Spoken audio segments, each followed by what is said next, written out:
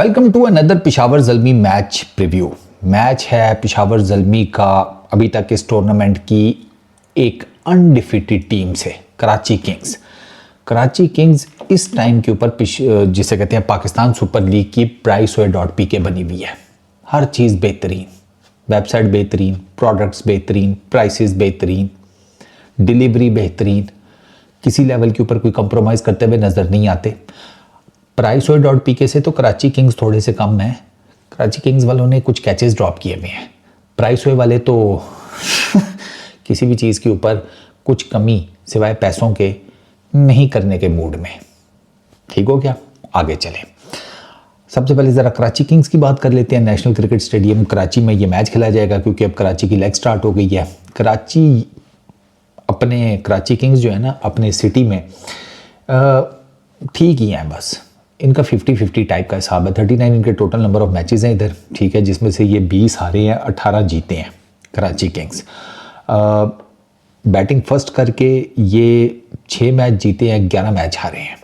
Batting second में ये 12 match जीते हैं, 9 मैच हारे हैं। ठीक है, तो आपको देख लेंगे इनके ना, वो जिसे कहते हैं ना, बैटिंग फर्स्ट करके या बैटिंग सेकंड करके विन और डिफीट का मार्जिन कोई बहुत ज़्यादा बड़ा नहीं है। इट्स काइंड ऑफ, अगर आप बैटिंग फर्स्ट के हिसाब से देखें तो उसमें आपको नज़र आता है, ठीक है, कि इनको बैटिंग फर्स्ट सूट नहीं करती, चेजिंग इनको इन अ वे के सूट कर ही जाती है मोस्टली। तो एक चीज़ तो ये है, और जैसी विकेट शिकेट थी एंड ऑल दैट, दो के पिशावर ज़ल्मी वाले मैच से मैंने देखा, मैंने कहा यार पता नहीं सेकंड बैटिंग क्या हिसाब किताब बने, क्योंकि पिशावर ज़ल्मी आपने देखा ही था कैसे जीता है अपना last match. But Karachi Kings की बात की जाए सर, उन्होंने रावलपिंडी को हराया हुआ है, लाहौर कलंदर्स को हराया हुआ है, उन्होंने कोटा ग्लैडिएटर्स को हराया हुआ है। उनकी बैटिंग और बॉलिंग उसमें ना यू कुड सी कि फॉर्म है। ऐसा नहीं है कि बैटिंग अच्छी कर रहे हैं तो बॉलिंग बुरी कर रहे हैं, बॉलिंग अच्छी कर रहे हैं तो बैटिंग बुरी कर रहे हैं। वो दोनों ही लेवल्स के ऊपर आपको ठीक परफॉर्म करते हुए नज़र आ रहे हैं, और इसी वजह से वो अपने तीनों मैचेस जीत कर बैठे हुए हैं। कल उनका चौथा मैच है। और डेविड वार्नर वो आपको रन्स करते हुए नज़र आ रहे हैं। कोटा ग्लैडिएटर्स के अगेंस्ट 35 रन्स किए, फिर रावलपिंडी के अगेंस्ट डेविड वार्नर ने 50 स्कोर की, ठीक है। फिर आपको ऊपर मोहम्मद वसीम जो यूएई के हैं, आई डोंट नो कि वो कल के मैच के लिए अवेलेबल होंगे या नहीं, क्योंकि वसीम और खुजैमा यूएई के दोनों प्लेयर्स ये यूएई चले गए थे डोमेस्टिक का कोई मैच खेलने, तो आई डोंट नो कि ये कल अवेलेबल होंगे या नहीं। कहा तो यही जा रहा था कि अवेलेबल हो जाएंगे कराची के नेक्स्ट मैच से पहले। डेविड वार्नर और एडम ज़ैम्पा भी ऑस्ट्रेलिया गए हुए थे, उनकी भी वापसी हो जाएगी, क्योंकि उनके बारे में भी यही कहा जा रहा था कि कराची का जो नेक्स्ट मैच होगा उससे पहले वो दोनों अवेलेबल हो जाएंगे। और डेविड वार्नर तो आपको पता है ना, पीपू के गाड़ी चला रहे थे तो ऑस्ट्रेलिया में पकड़े भी गए थे। खैर, तो वसीम भी जिसे कहते हैं अमंगस्ट रन्स हैं, ठीक है ना, उन्होंने भी रन्स निकाले हैं। सलमान अली आगा की तरफ से कोई बड़ी इनिंग तो नहीं आई, लेकिन कपल ऑफ 20s वो आगा जी की तरफ से भी आए हैं। अच्छा, आज़म खान ने लास्ट मैच में बड़ी ज़बरदस्त किस्म की हाफ सेंचुरी मारी थी, और उनकी हाफ सेंचुरी की बदौलत ही कराची किंग्स जो है वो जीता था अगेंस्ट ये रावलपिंडीज़। तो आज़म के 3 कैच ड्रॉप हुए थे, ये बात ज़हन में रखिएगा। ठीक है, आज़म खान के 3 कैचेस ड्रॉप हुए थे, तो इसी वजह से आज़म इतना बड़ा स्कोर करने में भी कामयाब हुआ है, वरना इससे पहले आज़म के कोई इतने ख़ास आई वोंट से रन्स आए हैं। मोइन अली वो इनके मिडिल ऑर्डर में एक बड़े हैंडी रोल हैं, ठीक है। उन्होंने कोटा ग्लैडिएटर्स के अगेंस्ट 48 रन्स की इनिंग खेली, फिर 18 की ये लाहौर कलंदर्स के अगेंस्ट, रावलपिंडीज़ के अगेंस्ट वो स्कोर नहीं कर सके। बट मोइन भाई का ये है कि वो कुछ ना कुछ कर ही जाती है, एक्सपीरियंस्ड है ना काफ़ी ज़्यादा, ठीक है। फिर उनके पास 7 बेग भी है, उस लड़के के बल्ले से भी हल्के फुल्के से रन्स आए हैं। अच्छा, कराची किंग्स का एक चीज़ जो मैंने देखी है इस टूर्नामेंट में, उन्होंने जो 3 मैच वो जीते हैं, उसमें से एक मैच जो है उसमें उन्होंने पहले बैटिंग की है, बाकी 2 मैचेस में उन्होंने चेज़ की है। लाहौर कलंदर्स वाला मैच लास्ट ओवर में वो जीते थे, हारिस रऊफ़ ने जब बॉलिंग की थी, आपको याद होगा, और उनको 5 रन्स की पेनल्टी पड़ गई थी लाहौर कलंदर्स को, वो क्या उसको कहते हैं, बॉल टेम्परिंग के सारे मामले में। तो अगर वो 5 रन होते, बट देन हारिस रऊफ़ थे, यू नेवर नो, ठीक है। हारिस रऊफ 9-10 रन तो नहीं बचा सके। कुछ लोगों का ख्याल है कि पहली 2-3 गेंदों पे उन्होंने ये रन्स बनवा लिए थे, तो बाकी कैसे बचाना।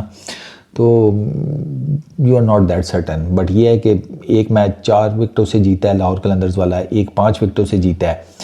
अगर मैंने आपको इनकी बैटिंग का बताया कि इनके पास नीचे खुशदिल शाह भी आते हैं कराची किंग्स के पास, वो भी लपे लुपे मार लेते हैं। मोइन भाई हैं इनके पास नीचे, इनके पास मिडिल ऑर्डर में आज़म खान है, वो भी हिट आउट कर लेता है। तो इनके पास टॉप पे भी अच्छे हैं, वसीम है, डेविड वार्नर है, ठीक है, इनके ओपनर अच्छे हैं। नीचे सलमान अली आगा, उनको थोड़ा सा ज़रा दिखाना पड़ेगा, वो दिखा रहे हैं, लेकिन स्ट्राइक रेट मैंने बताया ना 20s में है और स्ट्राइक रेट्स कोई ज़्यादा इतने आउटस्टैंडिंग नहीं है, तो वहाँ पर उनको थोड़ा सा करना पड़ेगा। लेकिन उसके बाद फिर इनके पास फायर पावर है, जो मैंने अभी आपको नाम बताए हैं, मोइन भाई, आज़म खान, इवन के साथ बेग भी हिट ठीक मार लेता है। फिर खुशदिल शाह, इनकी आप अगर बॉलिंग में आ जाएँ, ठीक है, तो जो बॉलिंग है ना इनकी, उसमें हसन अली बड़ी ज़बरदस्त किस्म की फॉर्म में है, ठीक है। PSL में हसन अली नहीं छोड़ता भाई, Hasan Ali is bowling really well. अच्छा, मीर हमज़ा के जिसे कहते हैं, पहला मैच इतना ख़ास नहीं था मीर हमज़ा का, बट उस लड़के का ये है कि उसने लाहौर के अगेंस्ट अच्छी बॉलिंग की थी। उसने क्या नाम है, ये कराची के अगेंस्ट, उसमें भी उसको थोड़ी मार पड़ गई थी हमज़ा का। एक मैच अच्छा गया, 2 मैच बुरे गए हैं, बट वो बॉलर अच्छा है। अब ऑब्वियसली T20 में मार तो पड़ती ही है, बहुत ज़्यादा ना पड़े और इतनी फ्रीक्वेंटली ना पड़े, ये हमज़ा को थोड़ा देखना पड़ेगा। मोइन भाई भी ठीक चल रही है विद द बॉल, ठीक है। अच्छा, हसन अली मैंने आपको ऑलरेडी बता दिया।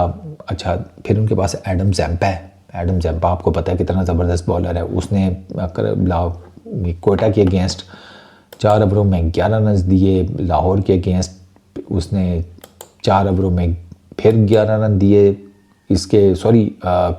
कोयटा के अगेंस्ट 4 ओवरों में 26 रन दिए थे, लाहौर के अगेंस्ट 4 ओवरों में 11 रन दिए थे, और रावलपिंडीज़ के अगेंस्ट 4 ओवरों में 28 रन दिए थे। तो जैम्पा तो बड़ी ज़बरदस्त बॉलिंग कर रहा है और उसको विकेटें सूट भी कर रही हैं, और ये जो कराची की विकेट है, ये से ज़्यादा सूट करेगी अगर इसी तरह की विकेट बनी जिस तरह की पेशावर ज़ल्मी और हैदराबाद के मैच में थी। ये मुश्किल विकेट थी, तभी तो दोनों टीमों ने 150 स्कोर नहीं किया। 140-45 पे दोनों टीमें ऑलमोस्ट फड़क होने वाली थी।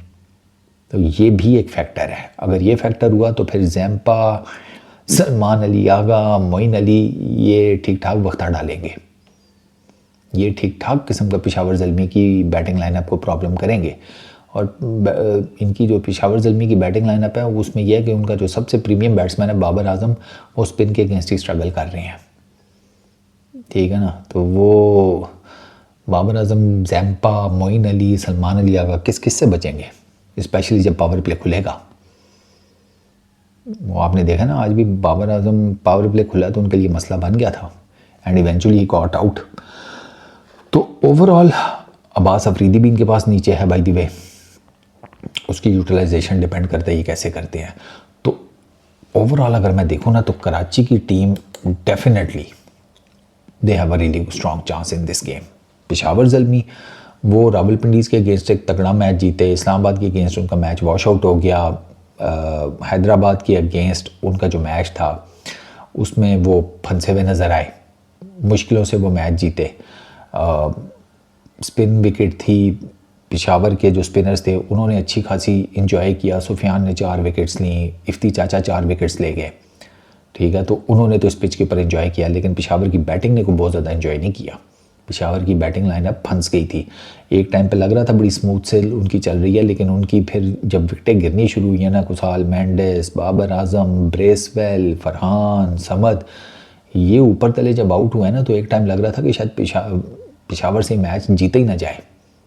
टू बी वेरी ऑनेस्ट, उनको 21 रन चाहिए थे 18 गेंदों के ऊपर, और आखिरी ओवर में उनको 14 रन चाहिए थे।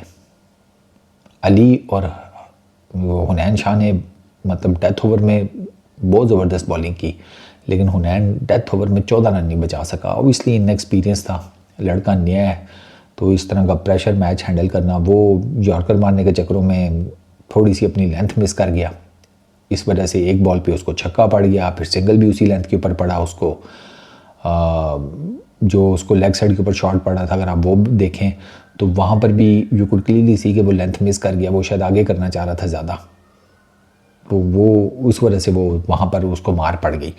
बट पेशावर के लिए ये है कि उनके बैटर तो ऊपर अच्छे हैं, अब चलने का डिपेंड करता है ना। हारिस स्लगिश विकेटों पे मार खा जाता है, बाबर आजम मार खा जाते हैं, ठीक है।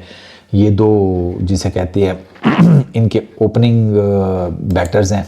अब जब आपके ओपनिंग बैटर्स जो हैं वो इस किस्म की पिचेस के ऊपर आपको एक अच्छा स्टार्ट पावर प्ले में नहीं दे पाते, तो फिर आपके लिए मसाइल खड़े होते हैं। जैसे आज पेशावर ज़ल्मी के लिए फिर मसाइल खड़े हुए।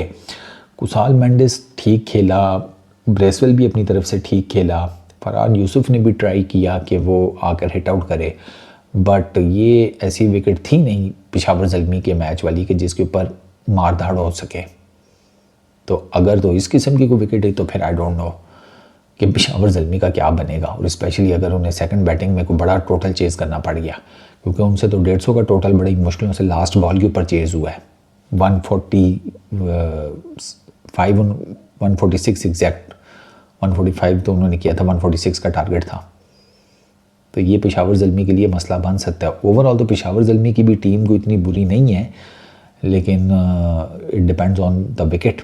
उनके पास भी यार हारिस अच्छा खासा तगड़ा ओपनर है, बाबर आजम है, कुसाल मेंडिस, ब्रेसवेल, फरहान यूसुफ, समद, इफ्तिखार अहमद, आमिर जमाल, इनके भी जिसे कहते हैं टॉप ऑर्डर में फायर पावर है, मिडिल ऑर्डर में अच्छी खासी फायर पावर है। इनके पास अच्छे ऑलराउंडर्स हैं, spin allrounder, fast pace allrounders, तो जिसे कहते हैं मशीनरी इनके पास भी पूरी है। इनके पास नाहिद राना थे आज, ठीक है, पेशावर ज़ल्मी के पास। इनके पास शरीफुल इस्लाम है, ये दोनों अच्छे बॉलर हैं। जिसे कहते हैं नाहिद थोड़ा सा एक्सपेंसिव रहा, लेकिन वो with the pace down the leg side थोड़ा जा रहा था। वो नाहिद को थोड़ा, ऑब्वियसली फर्स्ट मैच था, इस वजह से बॉडी वार्म अप होगी तो लाइन और लेंथ ठीक हो जाएगी। शरीफुल, उसको 2 ओवरों में 21 रन पड़ गए, ठीक है, लेकिन ओवरऑल उसने अभी तक इस मैच में थोड़ी उसको मार पड़ गई है। पीछे उसने बॉलिंग ठीक की है, ब्रेसवेल की ठीक बॉलिंग करके, सुफियान मुकीम ठीक बॉलिंग करके, इफ्तिखार अहमद ठीक बॉलिंग करके, ये जिस तरह की विकेट थी वो पेशावर ज़ल्मी के स्पिनर्स ने एंजॉय किया, एंजॉय उनके भी स्पिनर्स ने किया हैदराबाद के। तो अब डिपेंड करता है, अगर तो अच्छी बैटिंग विकेट हुई फिर पेशावर ज़ल्मी ठीक ठाक मुकाबला दे सकता है। एक फट्टा विकेट हुई ना तो पेशावर ज़ल्मी ठीक ठाक मुकाबला देगा कराची किंग्स को, लेकिन अगर इस टाइप की कोई विकेट हुई ना फिर आई फील कि कराची किंग्स का ज़्यादा बेटर चांस है। इस वीडियो में इतनी, पीस आउट।